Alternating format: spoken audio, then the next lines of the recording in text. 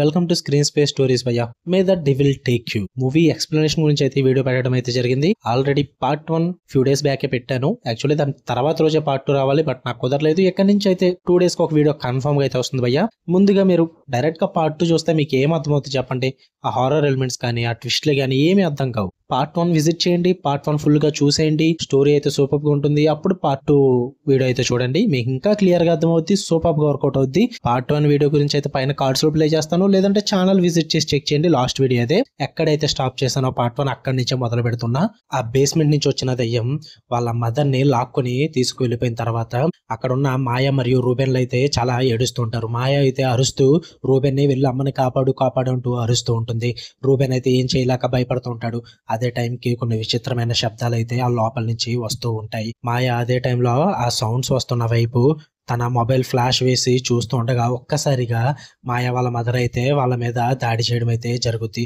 ఒక్కసారిగా తను చాలా విచిత్రంగా దయ్యం పట్టిన ఆవిడగా మారిపోయి వాళ్ళ మీద పడి మాయనైతే చిత్రహింసలు అయితే పెడుతుంటుంది. అందరూ అది చూసి చాలా భయపడి ఒక మూలకి వెళ్ళిపోతారు. దయ్యం రూపంలో ఉన్న వాళ్ళ అమ్మ మాత్రం మాయ మీద పడి తన చెయ్యి పట్టుకుని గట్టిగా కొరుకుతూ ఉంటుంది. అదే టైంకి ఆల్ఫీ సుత్తి తీసుకుని వచ్చి తననైతే తల మీద గట్టిగా కొట్టడం అయితే జరుగుద్ది. ఆ సుత్తి తన తలలో అయితే ఉండిపోద్ది. అందరూ అవన్నీ చూసి భయపడి పక్కకి వెళ్ళి ఉంటారు. అలా చూస్తుండగానే ఆమె కొళ్ళు తెరిచి చాలా విచిత్రంగా ప్రవర్తిస్తూ నెమ్మదిగా పైకి లేచి గోడ పట్టుకుని అలా గాలిలోకి అయితే లేవడం అయితే జరుగుద్ది. అందరూ ఆమెను చూసి చాలా భయపడుతూ ఉంటారు. ఆమె నవ్వుతూ ఒక్కసారిగా అక్కడ ఉన్న సామాన్లన్నీ నాశనం చేస్తూ వాళ్ళని చూసి అరుస్తూ ఉంటుంది. అక్కడి నుంచి పక్కన ఉన్న అద్దలు బద్దలు కొట్టుకుని బయటకైతే దూకడం జరుగుద్ది. అక్కడి నుంచి బయటికి వెళ్ళిపోద్ది. అయితే వీళ్ళందరూ ఆమెను చూసి చాలా భయపడతారు. రూబెన్ కూడా అక్కడి నుంచి ఆ డోర్లన్నీ మూయడం అయితే జరుగుద్ది. బేస్మెంట్ డోర్ కూడా గట్టిగా క్లోజ్ చేస్తాడు. మాయా చేతిని గట్టిగా కొరకడం వల్ల ఆల్ఫీ అయితే తన చేతికి ఫస్ట్ ఎయిడ్ అయితే చేయడం జరుగుద్ది. వాళ్ళు చాలా ఏడుస్తూ ఉంటారు. అదే టైంకి నారా అయితే ఒక జుట్టుతో చేసిన బొమ్మను అయితే తీసుకొచ్చి చూపిస్తుంటుంది. ఇది ఎక్కడ దొరికింది నీకు, నువ్వు దీంతో ఆడకూడదంటూ పక్కన పడేమని అయితే చెప్పడం జరుగుద్ది. కానీ అప్పటికే నారాకి చాలా నీరసంగా అయితే ఉంటుంది. తన చేతులు కూడా ఎర్రగా మారిపోతూ ఉంటాయి. బయటికి వెళ్ళిపోయిన వాళ్ళ అమ్మని వెతుకుదామని చెప్పేసి రూబెన్ అయితే అనుకోవడం జరుగుద్ది. ఇదంతా కాదు, ముందు మనం ఇక్కడి నుంచి బయటపడదాం. వాళ్ళు తీసుకొచ్చిన కార్ని అయితే చెక్ చేస్తారు, కానీ అదంతా చాలా నాశనం అయిపోయి ఉంటుంది. అద్దాలు పగిలిపోయి ఉంటాయి. కార్ అయితే ఎంత స్టార్ట్ చేసినా స్టార్ట్ అవ్వదు. అదే టైంకి మాయా కూడా ఇంట్లోంచి వాళ్ళని పిలుస్తూ ఉంటుంది. అయితే వాళ్ళ లోపలికి వెళ్ళి కొన్ని విషయాలు అయితే మాట్లాడుకుంటారు. ఆల్ఫీ ఎలా ఉంటుంది, నేను మాయాని తీసుకుని పక్కన ఏమన్నా టౌన్ ఉందేమో చూడడానికి అయితే వెళ్తాను.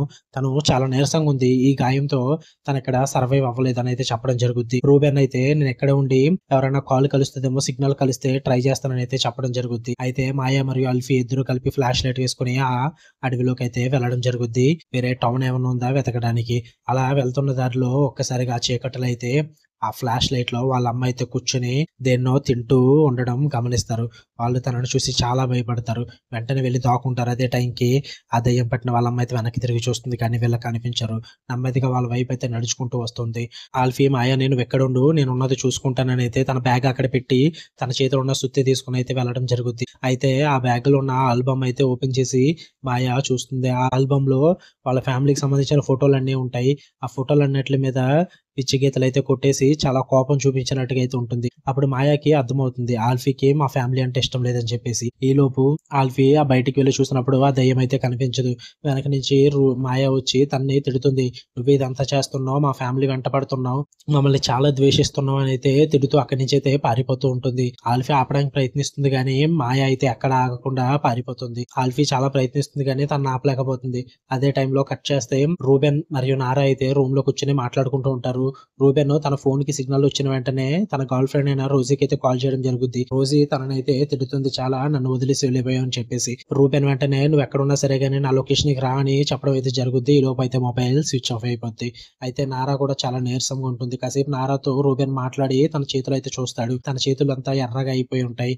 అప్పటికే ఆల్ఫీ అయితే తిరిగి ఇంటికి రావడం జరుగుద్ది. అయితే రూబెన్ తన సిస్టర్ అయిన మాయా గురించి అడుగుతాడు ఆల్ఫీని. అతను లేదు, నా దగ్గర నుంచి పారిపోయిందని చెప్తుంది. ఎందుకంటే తన ఆల్బమ్ చూపిస్తూ ఉంటుంది. అయితే రూబెన్ అదంతా చూసి నువ్వు మా ఫ్యామిలీని హేట్ చేసావా, ఇదంతా నాకు ఇప్పుడు దాకా చెప్పలేదు, నువ్వు ఇంతకాలం ఇంత ద్వేషం మీలో పెట్టుకుని మాతో ఇలా ప్రేమగా మాట్లాడుతున్నావని అయితే తిడతాడు తనని. నేను చేసేదేం లేదు, మా నాన్న నన్ను ఒంటరి చేసి వెళ్ళిపోయాడు. మీ అమ్మని పెళ్లి చేసుకున్న తర్వాత నా జీవితం అంతా ఒంటరి అయిపోయింది. అప్పటి నుంచి మీ ఫ్యామిలీ అంటే నాకు నచ్చదు. అంతేకాని నేనేదో మిమ్మల్ని ఏదో చేద్దామని అయితే నేను ఎప్పుడు అనుకోలేదని అయితే తన బాధ అయితే చెప్పుకుంటూ ఉంటుంది. రూబెన్ అది అర్థం చేసుకుంటాడు. అయితే తన మాయా కోసం కూడా బాధపడుతూ ఉంటాడు. అదే టైంకి ఆల్ఫీకి పైన ఉన్న గది అయితే గుర్తుకు రావడం జరుగుతుంది. జరుగుతుంది. ఆ మంత్రాలు ఉన్న గదిలోకి వెళ్ళి అయితే మొత్తం చెక్ చేస్తుంటారు. అక్కడ ఒక పుస్తకం ఉంటుంది. లుజ్మానా రాసిన పుస్తకంలో కొన్ని ఫోటోలు అయితే ఉంటాయి. వాళ్ళ మదర్స్ కి సంబంధించిన ఫోటోలు అండ్ కొన్ని మంత్రాలు అయితే ఉండడం జరుగుద్ది. అదంతా చూసి వీళ్ళకి అయితే అర్థమవుతుంది తను దయ్యానికి ఇలా సమర్పించుకున్నాడని చెప్పేసి. అయితే ఆల్ఫీ అంటుంది, ఒక్కసారిగా మన నాన్న ఆస్తిపరుడైపోయాడు. చాలా డబ్బులు సంపాదించాడు. అది కూడా ఒక రాత్రిలో. ఇదంతా జరగడానికి కారణం ఇదే అని చెప్పేసి తనకి అర్థమవుతుంది. ఎప్పుడైతే తను మళ్ళీ తన ఆస్తులైతే ఎప్పుడైతే కోల్పోయాడో అప్పటి నుంచి మళ్ళీ ఇవి చేయడం అయితే మొదలుపెట్టాడు.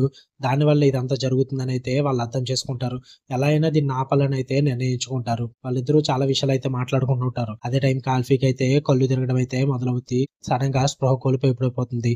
కట్ చేస్తే అడవిలో ఉన్న మాయాకైతే చాలా భయం వేస్తూ ఉంటుంది. తను ఫ్లాష్ లైట్ పట్టుకుని అడవిలో వచ్చి బయటపడడానికి అయితే ప్రయత్నిస్తూ ఉంటుంది. అదే టైంలో తన వెనక దయ్యం పెట్టిన వాళ్ళ మదర్ అయితే రావడం జరుగుద్ది. ఒక్కసారిగా తనను చూసి చాలా భయపడుద్ది మాయ. ఆ దయ్యం ఒక్కసారిగా వెంటనే తన మీద పడి అటాక్ చేయడం అయితే జరుగుద్ది. ఒక్కసారిగా తన నోరు పట్టుకుని తన నోరు తెరిచి తన నోట్లోంచి ఒక నాలుకనైతే తీసుకొచ్చి తనని ఆవహించడానికి అయితే ప్రయత్నిస్తూ ఉంటుంది. కానీ మాయ మాత్రం తన దగ్గర ఉన్న ఫ్లాష్ లైట్ తీసుకొని తనని చాలా గట్టిగా కొడుతూ తనని అక్కడే చంపేయడం అయితే జరుగుద్ది.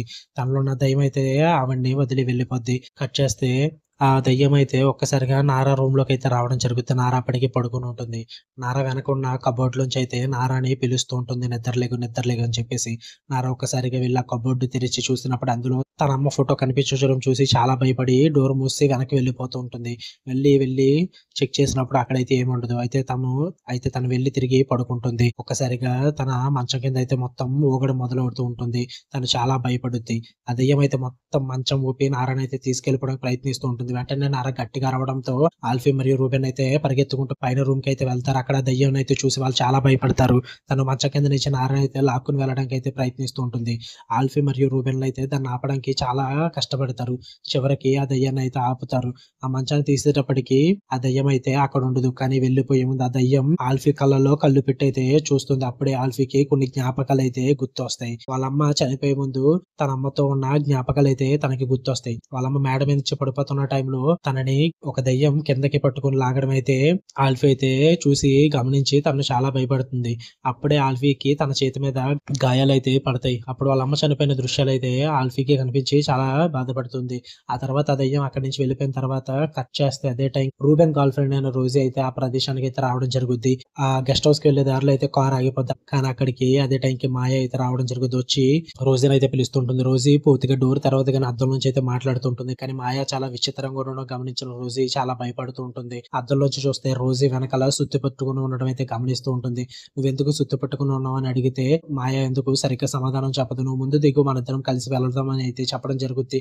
అయితే రోజీ రూబెన్ కి ఫోన్ చేయడానికి చాలా ప్రయత్నిస్తుంది కానీ ఫోన్ అప్పటికే పగిలిపోద్ది.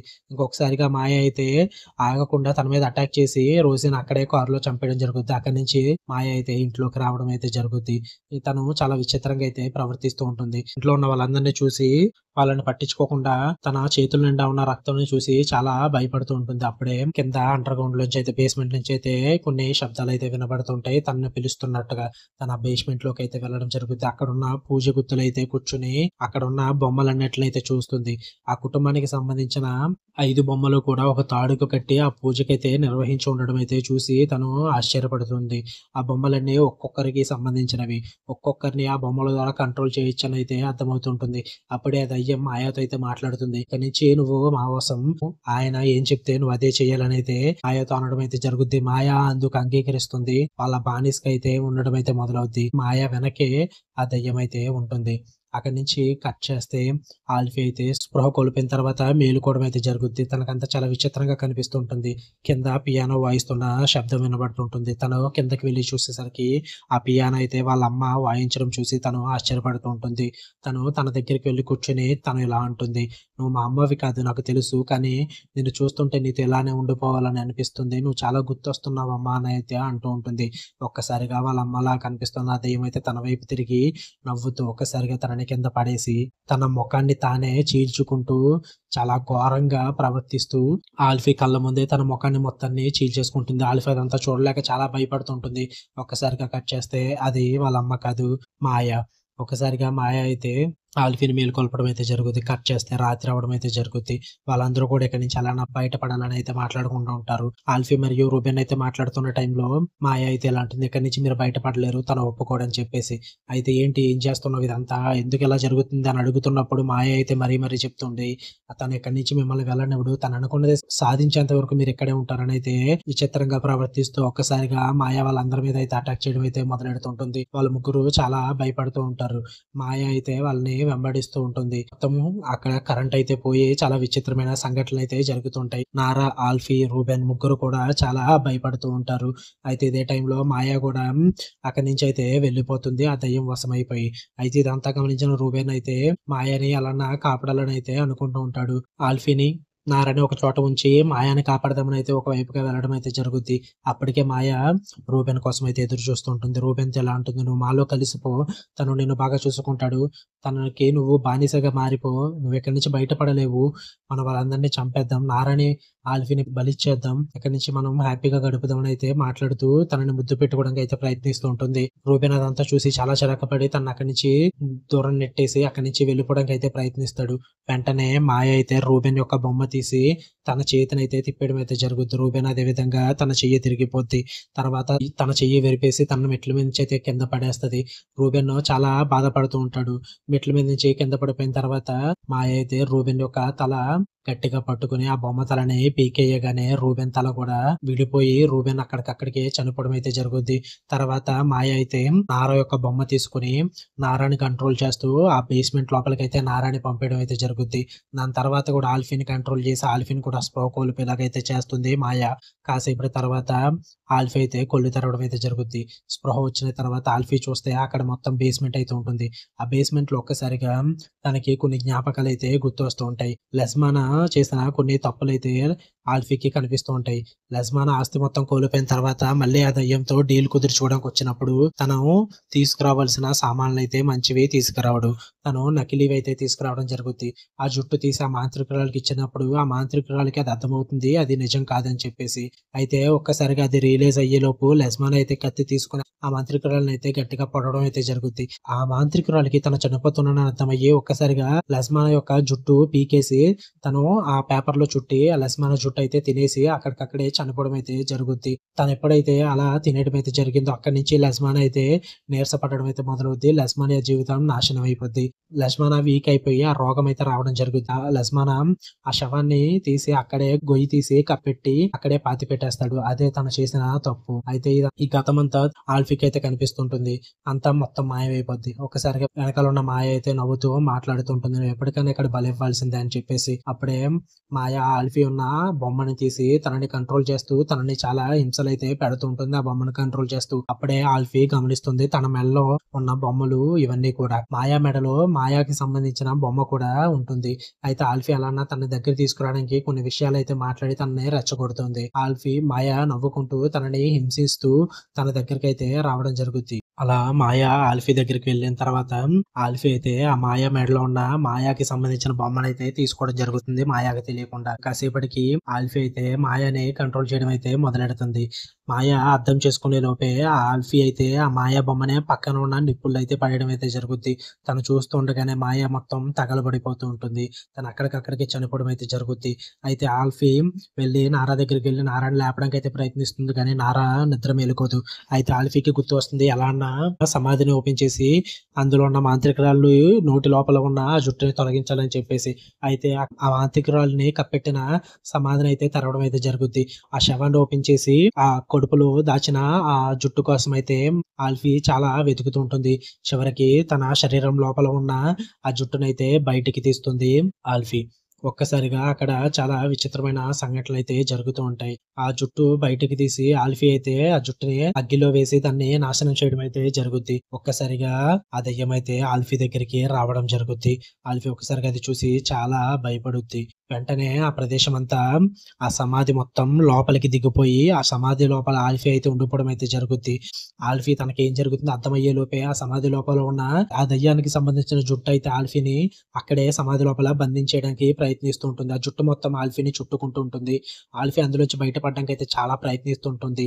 ఆ కత్తి తీసుకున్న జుట్టునంతటిని తెంపడానికి అయితే ప్రయత్నిస్తూ ఉంటుంది. చాలా ఇబ్బందులు పడుతూ ఆ జుట్టుని కోసి అక్కడి నుంచి బయటపడడానికి ప్రయత్నిస్తూ పైకి లేవడం అయితే జరుగుద్ది. కానీ చాలా కష్టంగా ఉంటుంది.